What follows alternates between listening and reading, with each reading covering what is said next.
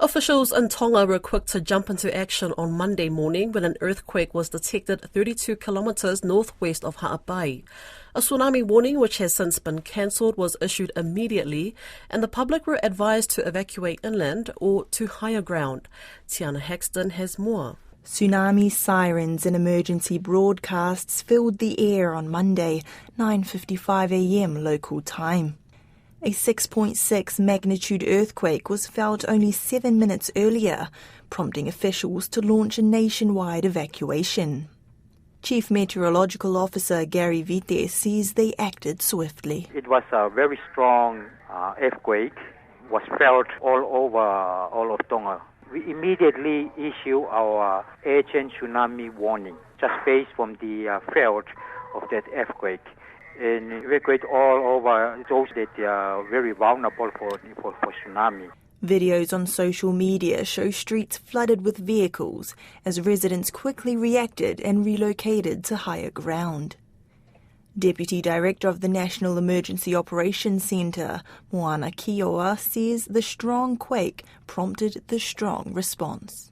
The earthquake is 6.6. Going inland is what we advise.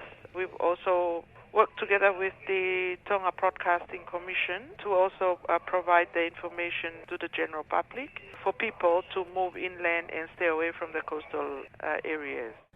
Authorities monitored ocean conditions as high tide peaked at 10 a.m.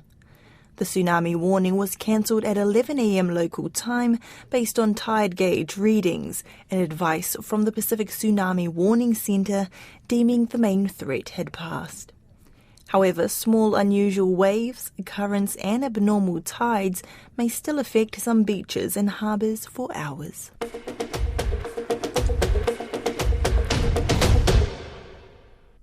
The Papua New Guinea government appears to be taking a more conciliatory approach to dealing with the media after an outcry over its earlier plans, which journalists saw as threats to media freedom.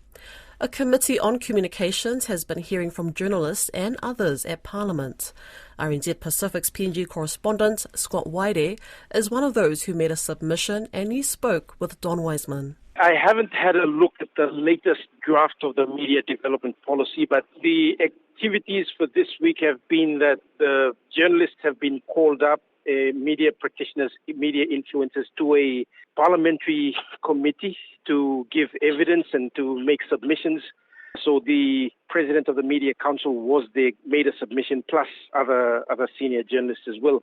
Now, the tone of the inquiry has shifted from one that is trying to put blame on the media to one that is a bit more sympathetic to the challenges of the media. It was very educational for the members of the committee to sit down and actually listen to the challenges that people are facing in terms of political influence, the challenges of training and education in the tertiary institutions that train journalists.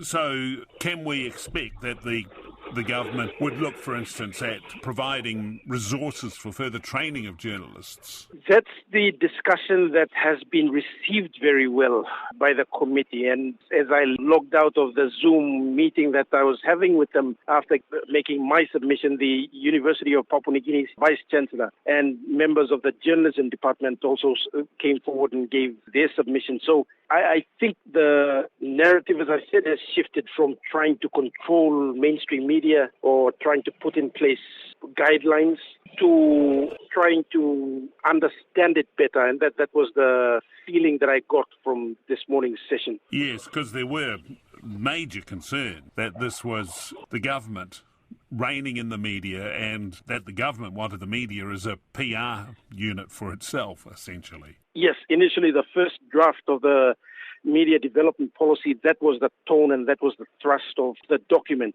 And it specifically indicated that media should be a tool for development, which is in a sense okay as a tool for development. But there has to be this healthy ecosystem of various views in one place where people can debate and argue without fear or favour. In the PNG media environment, in the most recent international ratings, it's still not regarded as a particularly welcoming environment for journalists and for freedom of expression, is it?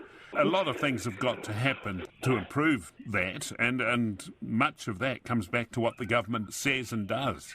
Yes, and that's what we've been saying, and that's what the Media Council has been saying over the last 10 years, because the reputation of Papua New Guinea in relation to the media has declined over the last 10 years. And we've seen that, with the intimidation of journalists, with the influences from external influences on media companies and newsrooms.